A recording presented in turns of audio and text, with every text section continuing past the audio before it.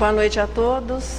Hoje nós estamos vivendo nossa aula número 54. Um assunto, acredito que importante para todos nós, que é desenvolvido em 16 parágrafos aqui no capítulo do Evangelho segundo o Espiritismo, onde foram selecionados trechos do Novo Testamento de Lucas e Mateus, e nas instruções dos Espíritos, Júlio Olivier Fenelon, Francisco Xavier, que foi o missionário das Índias, não é o nosso Francisco Xavier, e Santo Agostinho. Os assuntos aqui são retribuir o mal com o bem, os inimigos desencarnados, se alguém vos bater na face direita, naturalmente entreguemos a outra, vingança, ódio e duelo. Nós temos no decorrer dessa sequência de estudos dos capítulos do Evangelho, procurado traçar assim o perfil do homem renovado, o perfil do homem regenerado, aproveitando assim os temas de fundo dos capítulos já estudados. Procurando já agora trazer lá desde o primeiro capítulo. O homem renovado, o homem regenerado é aquele que acredita em Deus. Isso nós vimos lá no primeiro capítulo do Evangelho, quando a ideia do sentimento de religiosidade, a crença natural da alma, do espírito para com Deus, foi estudado. É aquele que se sabe imortal, que está sujeito às reencarnações, que se mostra resignado ante as aflições, é aquele que luta por ser humilde, que é simples de coração, brando e pacífico na vida de relação, que se esforça por cultivar a misericórdia e, como no estudo anterior foi convidado a amar o próximo, agora nós vamos ver o que é que se pode fazer com relação ao inimigo, que antes de ser inimigo, naturalmente também desfrutava conosco da situação de próximo. O próximo é qualquer um. O que a gente não sabe se facilita ou complica um pouquinho as coisas quando nos sentimos assim no dever de amá-lo. Se o próximo é qualquer um, então as pessoas da nossa convivência, já o inimigo não. O inimigo é alguém bem definido, pelo qual nós temos sentimentos também definidos, sentimentos de mágoa, depois de rancor, sentimentos que podem chegar ao ódio. Ainda bem que acreditamos na situação de inimigo com relação à nossa pessoa esteja a minoria das pessoas. Acreditamos que todos nós, no decorrer dessas existências todas, que nos trouxeram até aqui a fase de expiação e provas, certamente nós conquistamos mais amigos do que exatamente inimigos. O próximo é qualquer um, são os familiares, na lista dos familiares também incluindo os cônjuges, os filhos, a parentela, aqui considerando a parentela corporal. Podemos incluir os vizinhos, os colegas, os amigos, os transeuntes, a situação de superioridade ou de subalternidade. Então, todas as pessoas que acabam mantendo algum tipo de relação. Interessante que parece que a maioria dos problemas nós temos mesmo com o próximo. O que se sente que na dificuldade, na vida de relação, é que a maioria das pessoas vivemos em constante conflito, a bem da verdade é com o próximo mesmo. E é por isso que nós temos que ter um cuidado muito grande em não transformá-lo em inimigo. Aliás, toda inimizade, naturalmente, ela partiu de um conhecimento ou de um relacionamento anterior. Como é que nós vamos ser inimigos de alguém com quem nunca convivemos, que nem sequer conhecemos? As inimizades, nós podemos considerá-las como a continuidade doentia de antigas parcerias, de relações baseadas na paixão, nos vícios, de relações familiares, de amizade. Tem que existir sempre um conhecimento ou uma convivência anterior para que depois, se daquela convivência se deteriore e acabe se tornando em uma inimizade. O segredo, portanto, é não transformarmos o próximo em inimigo. Fazer-se o possível, que são as sugestões contidas aqui no capítulo do Evangelho, que na vida de relação nós consigamos manter uma relação saudável, sem que nos transformemos em inimigos, porque depois, aí é o probleminha. Nós vamos ter, por muito tempo, que aceitá-lo na nossa convivência. Eu não vamos dizer para sempre, porque eterno é apenas o amor. Bonito, né, da poesia. A inimizade, a dificuldade de convivência, pode se estender por muito tempo, mas não pela eternidade. O único sentimento que se eterniza entre as almas é quando se consegue desenvolver o amor. A partir daí, e isso pode ser assim, veja, é uma verdade absoluta. Quando se estabelece o amor entre duas criaturas, quando dois espíritos conseguem amar-se, nunca mais se estará separado. Mesmo que vivendo até em galáxias distantes, mesmo que não se passe muito tempo assim, distante, através do pensamento se estará sempre juntos. Exatamente por isso que é muito importante não transformar o próximo em alguém que se torne nosso inimigo, porque aí sim nós vamos ter, os dois vão ter que trabalhar para que aquele sentimento se torne um sentimento saudável novamente. Revendo um pouquinho a lista da possibilidade que nós temos de fazer inimigos, porque é importante guardar essa listinha, para que no momento que a oportunidade surja, nós nos lembremos da listinha e não permitamos que o próximo seja, na situação de pai, filho, sogro, cunhado, neto, marido, esposa, quer dizer, tudo aquilo que significa uma relação familiar. Então existe aquele momento que aquela pessoa pode passar a situação de inimigo. Então nós não vamos nos permitir considerá-lo inimigo. Nós não podemos impedir que ele se torne nosso inimigo. O probleminha é nós o considerarmos dessa maneira.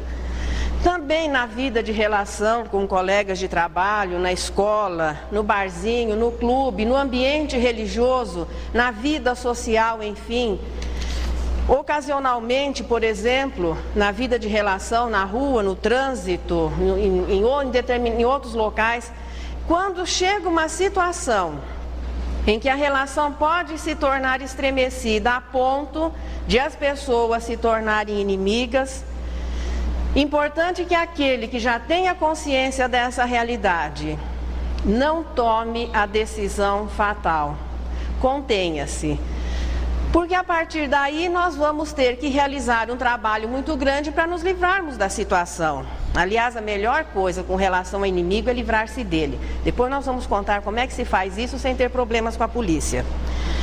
O fundamental, portanto, é não permitir que um momento de invigilância, de cansaço... Aliás, Joana de Ângeles, em uma frase, ela diz o seguinte: para se continuar sendo educado, ela não fala nem bom, mas continuar-se educado mesmo quando cansado.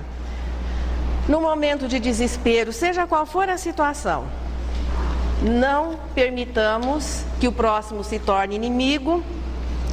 É melhor suportá-lo como próximo, seja a situação que se esteja vivendo, do que ter que passar a existência inteira. E além do mais, isso pode se prolongar para além da vida material. É melhor suportá-lo como próximo, ainda que seja aborrecido, que nos perturbe, do que termos que temê-lo, odiá-lo, carregá-lo como inimigo por um tempo indeterminado.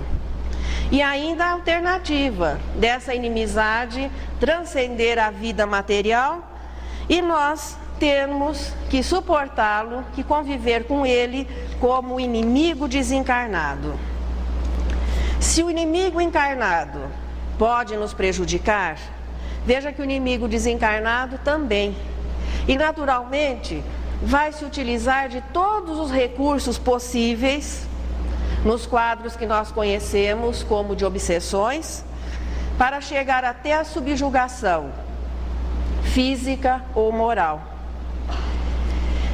As obsessões, aqui no capítulo do Evangelho, existe um parecer interessante. Aqui elas são comparadas, ou melhor, classificadas como provações. Veja, não foram colocadas como expiações, mas como provações, exatamente como é a mediunidade. Não que obsessão e mediunidade sejam a mesma coisa ou tenham algum tipo de relação, mas a obsessão também é um quadro que se apresenta, que Deus vai permitir assim o encontro destes espíritos quando já existem as condições favoráveis para que possa ocorrer uma mudança para melhor. As vantagens nesses encontros, tenhamos a certeza, são sempre do encarnado.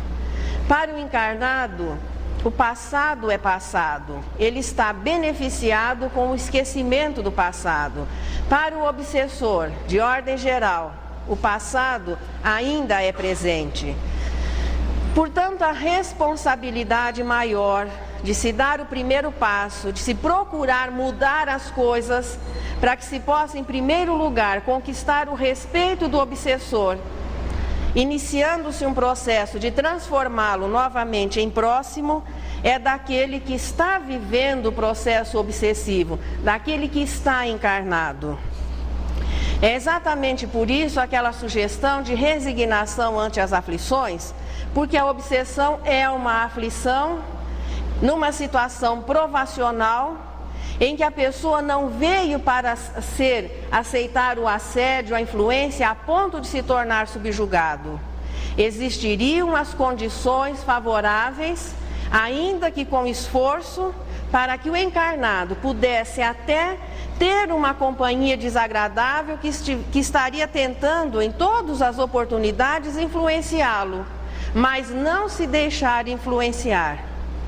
Por isso é aquela situação com relação à obsessão. O esforço, em primeiro lugar, tem que ser do encarnado por modificar-se.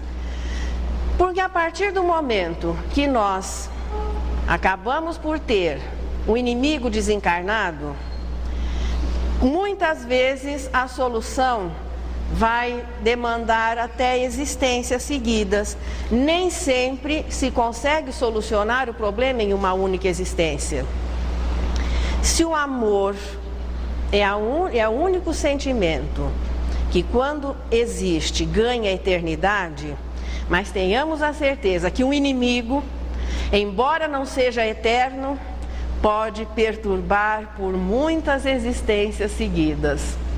Portanto, o inteligente, veja, se até nesse momento nós não tínhamos pensado nesse assunto dessa maneira, vamos deixar que os inimigos que existam, nós vamos começar o processo de mudança, mas daqui para frente, não arrumarmos mais nenhum, para que no futuro nós possamos planejar algumas existências mais tranquilas.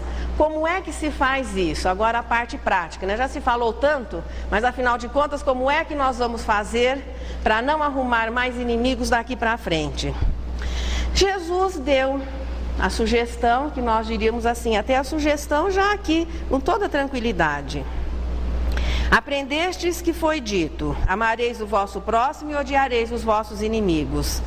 Eu, porém, vos digo: amai os vossos inimigos, fazei o bem aos que vos odeiam e orai pelos que vos perseguem e caluniam, a fim de serdes filhos do vosso Pai que está nos céus, e que faça e levante o sol para os bons e para os maus, e que chova sobre os justos e os injustos. Porque se só amardes os que vos amam, qual será a vossa recompensa? Não procedem assim também os publicanos? Se apenas os vossos irmãos saudardes, que é que com isso fazeis mais do que os outros? Não fazem outro tanto os pagãos? Digo-vos que se a vossa justiça não for mais abundante que a dos escribas e dos fariseus, não entrareis no reino dos céus. Se somente amardes o que vos amam, que mérito se vos reconhecerá, uma vez que as pessoas de má vida também amam os que as amam?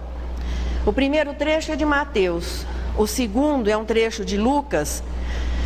A ideia é a mesma, é Jesus recomendando ou alertando o povo à sua época e naturalmente pela posteridade, que é muito fácil, de uma certa maneira é até um dever. A gratidão é um dever, é um sentimento que identifica uma melhora. É o momento em que nós começamos a reconhecer o bem que nos fazem e o mínimo que se pode fazer, quando já recebemos algo de bom, é pelo menos retribuir com o sentimento saudável que é a gratidão. É o que Jesus diz nesse trecho. Qualquer pessoa, é normal, é dever, até os de má vida, então ali ele representa os publicanos, os pagãos, no caso os publicanos, voltando lá no comecinho do Evangelho, eram os cobradores de impostos, e eram tidos como pessoas desonestas, como pessoas de má vida. Então Jesus aqui disse, até os publicanos amam aqueles, retribuem aqueles que fazem o bem a eles. Os pagãos, do ponto de vista dos judeus, eram gentios que não tinham a sua crença religiosa. Se estes sabiam ser gratos, qual a diferença entre os que se diziam escolhidos em demonstrar a gratidão quando se recebesse um bem? Mas o probleminha do cristianismo era o algo mais. É uma questão de justiça e de dever ser grato ante o bem que nos fazem. Mas o homem esforçado, o cristão, aquele que se propõe à regeneração, esse tem que oferecer alguma coisinha a mais. É aquele que continua onde o cidadão comum para. O algo mais são os recursos interiores que são conseguidos através do quê?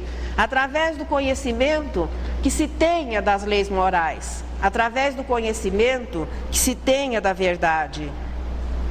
As leis antigas, o Decálogo, prescreviam o quê? O respeito à integridade física, o respeito à integridade moral, o respeito à vida, o respeito à propriedade. Ali ainda não se fala de amor. O amor é sugerido no honrai o pai e mãe, o amor é sugerido em algumas oportunidades, mas apenas com relação ao próximo. Tanto que as leis antigas sugeriam o quê? Que se amasse o próximo, mas permitiam que se continuasse odiando o inimigo. Então era o dever respeitar as pessoas, mas ao inimigo nós podíamos odiar. Perdíamos o direito a partir do decálogo de matá-lo, mas poderíamos odiá-lo. Jesus viria o quê? Modificar esse estado de coisas. Há 1.300 anos, a época do Decálogo, a humanidade já foi considerada em condições de entender o que era a justiça na sua verdadeira expressão. Esperou-se 1.300 anos para que tudo aquilo fosse assim assimilado e os homens já tivessem condições de receber uma nova informação que, apoiando-se na anterior, exigia alguma coisa a mais a nível de um comportamento renovado. Não só o respeito e o amor ao próximo, já que no cristianismo o amor a Deus e o amor ao próximo, veja, são a síntese da filosofia cristã, mas que se estendesse esse amor ao inimigo. Aí é hora de parar e pensar um pouquinho. Puxa, mas o que será amar o inimigo? Também não é para se entender ao pé da letra e levar as últimas consequências, não. Amar o inimigo não é levá-lo para a nossa casa, oferecer sociedade, entregar a chave, o segredo do cofre. Isso a gente não faz nem com o próximo, nem com os amigos. Quanto mais com o inimigo. A lei antiga era amar o próximo e a nova lei. Portanto, amar o próximo, voltando lá no sentido da caridade que nós vimos no Livro dos Espíritos. O que é a caridade? Da justiça se chega ao amor, e o comportamento do indivíduo que ama se chama caridade, que é a exteriorização do amor, que começa na piedade, depois continua na benevolência para com todos, na indulgência para com as imperfeições alheias, tudo isso com relação ao próximo. Porque quando se chega à culminância da caridade no seu aspecto moral, que é o perdão das ofensas, é a horinha do inimigo entrar em cena. Porque se nós relevamos alguma coisa, é porque ainda não estamos considerando o indivíduo como inimigo, ele está na situação de próximo. Quando chega a hora de marcar a ofensa e a partir daí a relação se modificar, é naquele momento que nós estaremos tratando com o inimigo. Se definir o conceito de caridade, a benevolência e a indulgência fica ligada ao próximo, o perdão, com certeza, esse diz respeito ao inimigo. Portanto, o perdão das ofensas é aquilo que é o sentimento que nós vamos nos utilizar no momento em que o próximo, aí vem aquela relaçãozinha, aquela listinha outra vez, as pessoas que convivem conosco, começando aonde? Ainda na convivência estabelecida pela consanguinidade e estendendo-se depois pelas outras demais relações sociais. O perdão das ofensas é o que vai impedir que o inimigo, que o próximo se transforme em inimigo. E Jesus também, ele deu uma sugestão para esse fato, exemplificando o que é este perdão das ofensas. Aprendeste que foi dito, olho por olho e dente por dente, que era a lei de Moisés. Eu, porém, vos digo, não estamos dizendo que era o decálogo, era a lei de Moisés, e que Moisés atribuiu origem divina tanto às leis que ele próprio elaborou, como o decálogo, que é a parte nobre, a parte mediúnica, a parte divina do seu trabalho. Eu, porém, vos digo que não resistais ao mal que vos queiram fazer, que se alguém vos bater na face direita, lhe apresenteis também a outra, e que se alguém quiser pleitear contra vós para vos tomar a túnica, também lhe entregueis o manto, e que se alguém vos obrigar a caminhar 1000 passos com ele, caminheis mais 2000. Dai àquele que vos pedir e não repilais aquele que vos queira tomar emprestado. É um trecho de Mateus. Nós gostaríamos que os companheiros guardassem assim no caderninho da memória. Tem gente que anota, né? Tem gente que tem o caderninho da memória. A história da túnica e a história da caminhada. Porque aqui nós vamos também descobrir um sentido mais profundo.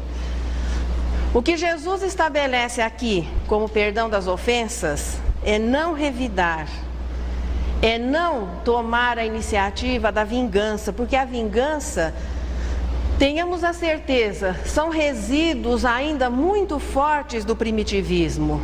Porque a pessoa pode cometer um determinado delito, pode cometer alguma coisa no momento assim de exaltação, mas a vingança nunca é no momento de exaltação. É depois de passado, alguém vai parar, pensar sobre o assunto e elaborar, veja, um plano para poder se vingar daquela situação que pode haver ocorrido no momento de exaltação. Portanto, a vingança sendo planejada, identifica exatamente ainda o primitivismo. E Jesus teve a oportunidade não só de falar à humanidade a respeito da não agressão, do não revide. Então, se alguém nos bater numa face, apresentar a outra, mas ele exemplificou. Quando, da sua prisão, quando ele foi levado, ele foi inquirido pelas autoridades, ele estava diante de Caifás, amarrado, com as mãos amarradas, e um soldado chega e o esbofeteia. Não havia sentido naquela agressão. Ele não estava desrespeitando a autoridade, ele não havia feito nenhum gesto assim que identificasse que ele quisesse se colocar em fuga. Jesus não havia apresentado nenhum tipo de ação que justificasse a agressão do soldado. Ele poderia, por ser exatamente um espírito puro, a quem a matéria não oferecia nenhum tipo de resistência, mesmo estando encarnado, ele poderia tomar qualquer atitude com relação àquela agressão. Mas simplesmente ele pergunta ao soldado, e esse é o direito que, ao que tudo indica, ele nos confere diante da agressão: por que me feriste? Veja, nesse momento, Jesus vive a lição do não revide diante de uma agressão física, que é a manifestação mais bárbara, mais primitiva de uma agressão que pode transformar o indivíduo em inimigo. O ideal mesmo é quando nós, invigilantemente, arrumamos o inimigo, é nos livrarmos dele. O probleminha é que, para nos livrarmos do inimigo, a gente sempre pode, às vezes, depois ter alguns problemas com as leis. Mas eu vou ensinar alguma coisa que vai permitir nós nos livrarmos do inimigo. Tem alguma autoridade presente aqui, assim? Pode se comprometer, né? Como nos livrarmos do inimigo sem nenhum tipo de problemas com a justiça.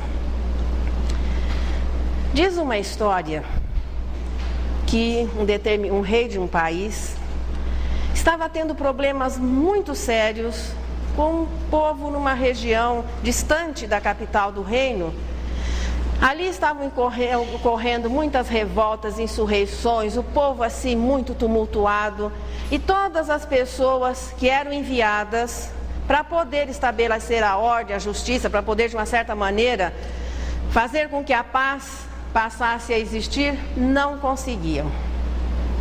A situação cada vez se tornava pior, até que o rei decidiu enviar o seu filho, o príncipe, que foi naturalmente cercado com toda a segurança, um séquito muito grande de soldados, um general, para que ele pudesse impor a sua autoridade e definitivamente acabar com a desordem e a revolta reinante naquele lugar distante. Passam-se os dias, o príncipe chega e começa a tomar as medidas que ele achava conveniente para que a paz se estabelecesse. Os seus soldados e o general que o acompanhavam estavam prontos para entrar em combate e definitivamente livrar o reino de todos aqueles inimigos. Mas parece que o jovem príncipe tinha outras ideias. E o que ele fez? Começou a procurar as pessoas, oferecer oportunidade, criando audiências públicas em que as pessoas pudessem vir e expor o que é que estava acontecendo, por que é que eles estavam insatisfeitos, qual era o motivo de toda aquela revolta, de toda aquela insurreição que estava existindo, o que acontecia entre as pessoas. E foi ouvindo e tomando as medidas que ele julgava necessárias, e isso desagradou muito o general que o acompanhava e os seus soldados. A situação se tornou tão difícil que em determinado momento eles propuseram que se voltasse à capital do reino para se fazer um relatório para o rei. Porque na visão do general e dos soldados, o príncipe não estava fazendo absolutamente nada para que a paz, para que aquelas pessoas realmente aceitassem a supremacia, o poder, aceitassem a autoridade real. E o general apresenta o seu relatório ao rei. O rei foi ficando muito aborrecido à medida que ia tomando conhecimento dos fatos. Aí chega a hora dele ouvir o filho. E o ouviu exatamente na sala de audiências. Então ele pergunta ao jovem o que ele havia feito, quais as medidas que ele havia tomado para que os inimigos deixassem de existir, já que as suas ordens de serviço era eliminar. As ordens que ele tinha era de chegar até o lugar e eliminar todos aqueles que fossem contrários à autoridade do seu pai. Aí ele explica, mas foi exatamente o que eu fiz. Como? Mas se não houve nenhuma morte, não houve aplicação da justiça? Ora, meu pai, mas lá o senhor não tem mais nenhum inimigo. Porque todos aqueles que eram seus inimigos, eu os transformei em amigos. Terminaram-se os inimigos. Portanto, está aí a sugestão. O melhor jeito de eliminar um inimigo sem ter problemas com a justiça é transformá-lo em amigo. A sugestão do Evangelho, vamos transformá-lo em próximo, que depois fica mais fácil transformá-lo em amigo, o que favorece muito a nossa libertação com relação a essa convivência difícil e também com relação à convivência difícil com os inimigos desencarnados. Veja-se, com relação ao encarnado, muitas vezes nós podemos até, mesmo que interiormente ainda não estejamos sentindo exatamente aquilo que nós falamos ou que realizamos, com relação aos desencarnados, não funciona. O único tipo de relação que permite se estabelecer uma convivência saudável com os espíritos é a superioridade moral. E essa tem que ser verdadeira. Em primeiro lugar, porque o inimigo nos conhece muito bem. Ninguém se torna inimigo sem haver um conhecimento anterior. E com relação aos espíritos, é só a superioridade moral que vai fazer com que haja em primeiro lugar o respeito e que se volte depois a uma situação de tranquilidade, a uma situação saudável. E isso nós temos que treinar aonde? É claro que na vida material. Todas as conquistas do espírito, elas são desenvolvidas em primeiro lugar na vida material. Como é que nós vamos chegar ao amor ao inimigo, seja ele encarnado ou desencarnado? Primeira coisa é não guardar ódio, nem rancor, nem mágoa. Aqui isso fica assim muito pesado, né? Ódio, mágoa, rancor. Mas vamos considerar que a maioria de nós nós somos muito melindrosos. Qualquer coisinha que, aliás, lembra da história da princesinha do grão de ervilha, né? Qualquer coisinha que se faça na nossa vida, na convivência familiar, na convivência social, é motivo para que nós nos sintamos ofendidos, para que nós nos sintamos agredidos. Então, brigar em primeiro lugar, mas lutar muito com esse melindre exagerado, que Caiba Schutel diz que é filho do orgulho. Então, quando nós estivermos sendo assim, a pele muito lisa, muito macia, é bom começar a dar uma olhadinha e ver a quantas anda o nosso nível de orgulho, que é a causa dessa sensibilidade exagerada. E com relação aos grandes problemas, que aí não é só a situação do melindre, é aquilo que pode chegar assim a um rancor, que vai se transformando em ódio, e nós passamos a alimentar desejos de vingança. É começar a combater na causa, e principalmente quando essa causa ainda não é muito grande. É começando no melindre para que não se chegue a um sentimento mais pesado, a um sentimento mais doentio. Amar o inimigo, portanto, é não guardar ódio ou rancor, mesmo que o outro seja culpado. Aqui nós não estamos considerando se o outro vai continuar sendo o nosso inimigo. É nós que temos que tirar o sentimento doentio inferior com relação a ele.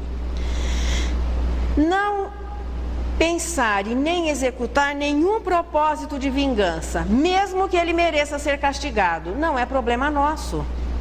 Com relação aos problemas humanos, existe a justiça.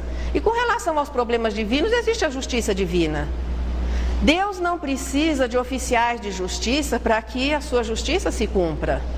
Então não é papel nosso puni-lo no sentido assim de vingança. Se ele quiser uma reconciliação, veja, na medida do possível, mas com muita sinceridade, procurar aceitar.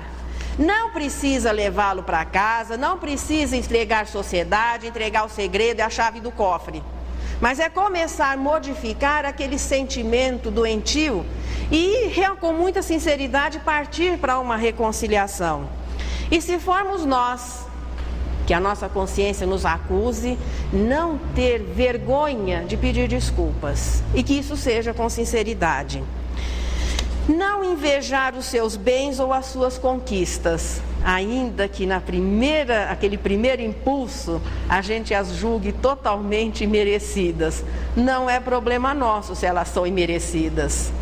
Então não deixar despertar em nós aquela admiração mórbida que é a inveja. Ficar feliz com a sua felicidade. Socorrê-lo se for preciso, é outro lado da situação. E não viver a historinha de La Fontaine, da formiga e a cigarra. É realmente, se ele tiver necessidade, ou se nós estivermos em situação, muitas vezes você é funcionário de um lugar e a pessoa vem ali para que você realize um trabalho, ou reconheça os seus direitos, então nós não vamos prejudicá-lo. E até socorrê-lo se for o caso. E quando se fala não prejudicá-lo, não vale aquela situação assim de não prejudicar pela frente, mas depois por trás deixar passar aquela palavrinha. Às vezes é uma sugestão assim, uma avaliação para o emprego. Então ser com sinceridade e não dando a aparência que se está ajudando, mas deixando aquela palavrinha ou aquela observação passar, sabendo que isso vai prejudicar a pessoa e nós intencionalmente fazermos isso. Retribuir o mal com o bem. Mas aqui a recomendação do Evangelho não é apenas exterior, de modo que a pessoa seja humilhada, olha como eu estou te ajudando. Não, é da maneira normal como se faz a caridade. A caridade deve ser feita sem se olhar a quem, e quando é o caso do inimigo, e de uma maneira discreta, então o inimigo está integrado nessa mesma situação. Também não precisamos ter urgência de reintegrá-lo imediatamente na nossa confiança. Confiança é alguma coisa que se conquista.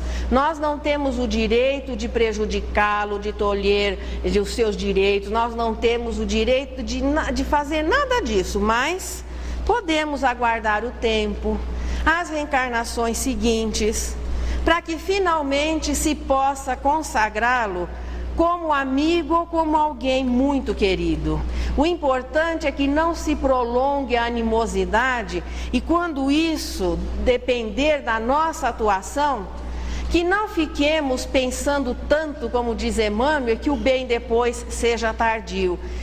Enquanto ele estiver na jornada conosco, que nós possamos, de nossa parte, procurarmos nos esforçar para que aquela situação difícil seja modificada e de inimigo ele comece a passar a ser próximo.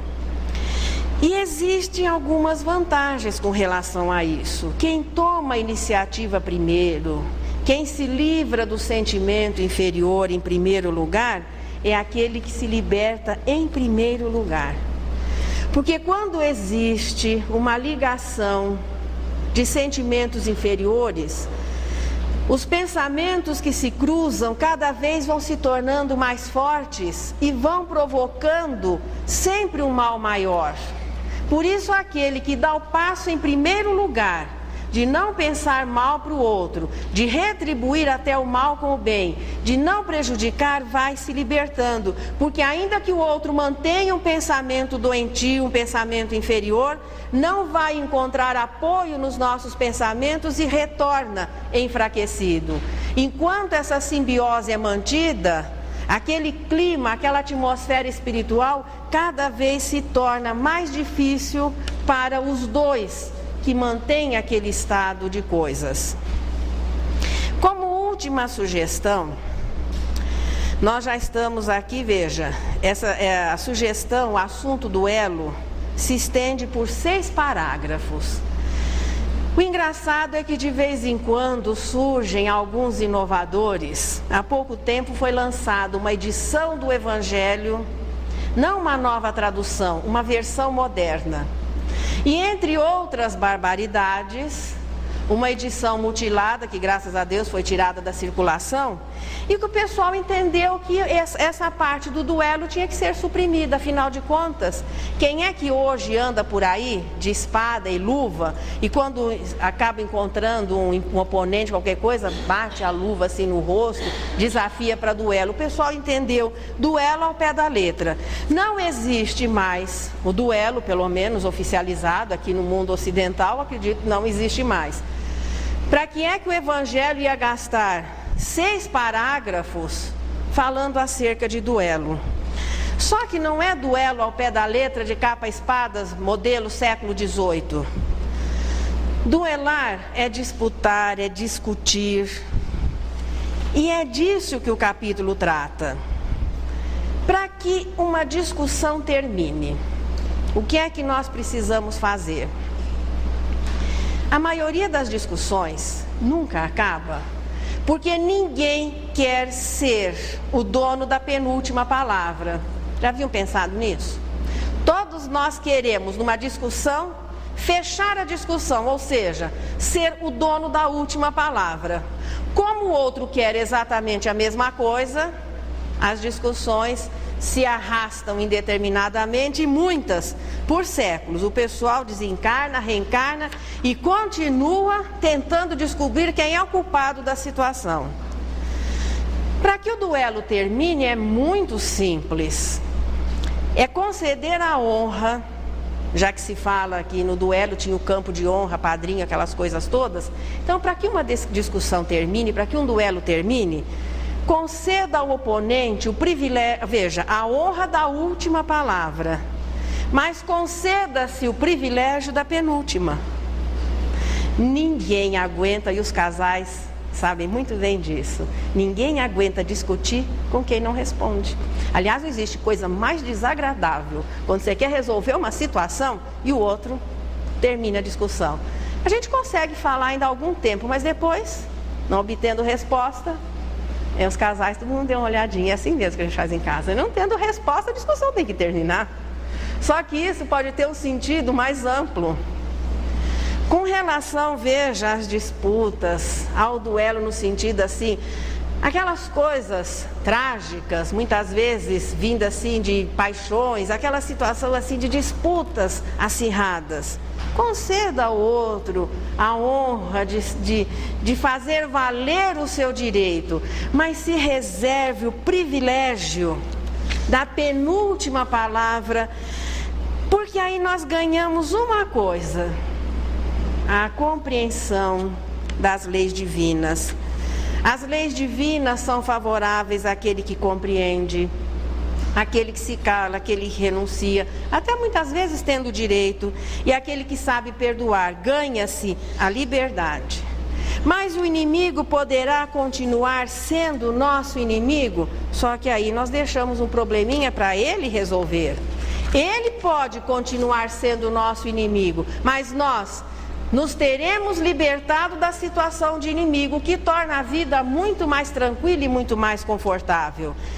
Jesus também deixou o exemplo, como é que nós, veja, lá no comecinho, pagar o mal com o bem. E ele já deixa um exemplo, aliás, todos os exemplos de Jesus, as suas parábolas, as suas histórias, ele se utilizava assim de exemplos muito simples. Nós viríamos descobrir hoje que são recursos para que se possa transmitir o ensinamento. Com relação às disputas, que podem chegar à situação de duelos mesmo, ele já deixou o exemplo. Se alguém está disputando, discutindo com relação a bens, a sugestão é dele: se alguém pedir o manto, dê a túnica, mas se livre daquele indivíduo que, se transformado em inimigo, vai dar trabalho, vai ter que se reencarnar. O investimento de uma reencarnação é altíssimo. Vamos dar trabalho para a natureza. Se nós diminuirmos o número de reencarnações, quantas vidas vão ser poupadas? Quanto é que um indivíduo saudável, em 60 ou 70 anos, gasta da natureza? Portanto, Uma maneira de não arrumarmos mais inimigos é eliminando as disputas materiais. Se ele vem disputar, que é o manto da túnica. Muitas pessoas exigem uma atenção exagerada, não é sempre o problema material, mas a atenção exagerada aqui representada nos passos. Se alguém quer que você caminhe 1000 passos, aproveita e caminha mais 2000. Mas vá ouvindo o que aquele indivíduo quer falar durante aquele... ali, no caso, é a atenção que está sendo cobrada.